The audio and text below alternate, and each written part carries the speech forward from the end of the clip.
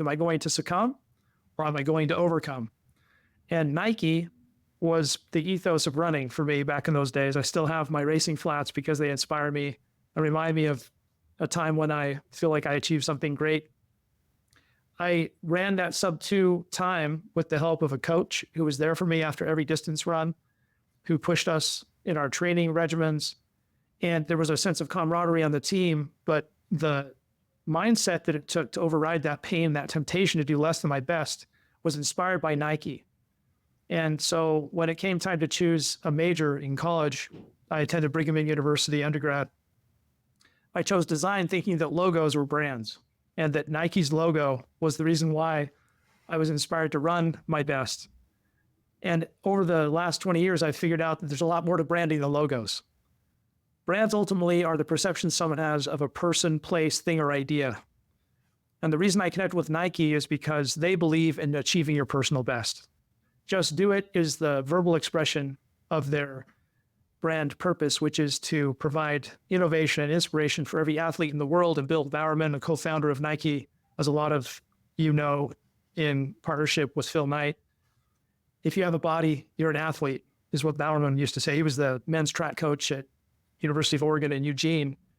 Everybody's read Shoe Dog. I really like Bill Bowerman and the Men of Oregon. I think it's an equally good book. It chronicles the inception of Nike's product innovation engine, which was led by Bill Bowerman and his passion for helping his athletes achieve their best. It wasn't limited just to workouts or technique on the track. He innovated products. He was constantly designing new shoes, and as materials changed, it went from cinders to rubberized tracks. Bowerman was right there at the forefront of technology. He actually popularized jogging in America. He brought it here. He wrote a book about it.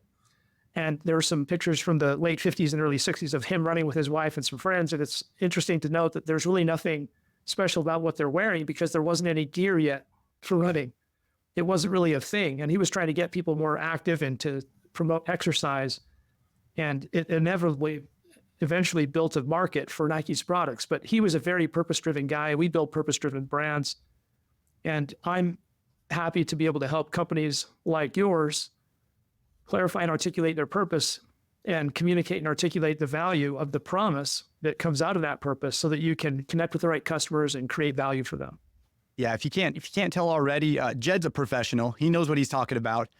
It's amazing. And so Jed, let's do this. Matt, can we back up a little bit? And so I want to connect the dots from this early inception, this motivation, inspiration to where you are today. But Jed is somebody that we've actually hired at Swivel as a consultant prior to, and he continues to work with us in innovating our strategies and our architecture and our brand, et cetera. But Matt, will you share the story? And Jed, you can interrupt Matt whenever you want about this story of the first meeting that the two of you had, and let's share that dialogue.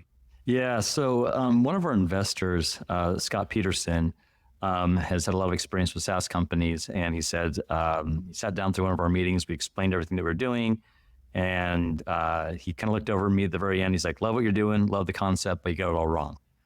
And, you know, come on, we're halfway through this. We've 3 years of building this thing out. We're feeling pretty good about what we're doing. We're kind of taking it to market, getting feedback. We're feeling like we're doing a good job. And to have someone with, you know, his pedigree, Scott Peterson's pedigree and understanding of, you know, businesses and especially SaaS companies be like, you got it all wrong is a kick in the gut. It's not fun. He's like, I need you to talk to this guy. And I mean, if it wasn't Scott Peterson to say, I need you to talk to this guy, I probably wouldn't have ever called because he already said I got it all wrong. And I don't know if I wanted to believe anyone because I felt like I had it all right. I was like, all right, take a little bit of humble pie here. You know, let's call Jed. And we start talking. And Jed's like, tell me what you're doing.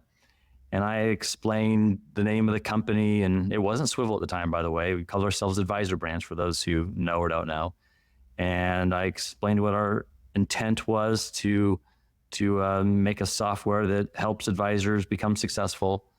And I kept asking questions. And I was sitting there kind of going like, I know where this is going. It's going to be this giant like, well, you got it all wrong, so let me come consult with you and show you how to do it all right. And sure enough, that's exactly where it went. And I was like, kind of getting like more cringy on the whole thing because he's like, now I got a second person telling me I'm wrong. And I'm trying to handle it well. I'm trying to handle it with a little bit of grace, but I'm like, I've got Scott Peterson who, knows SaaS, but he doesn't know my industry. And then I got this guy named Jed, and sure, he probably knows branding, but he doesn't know my industry. He doesn't know us guys and gals that are doing this thing.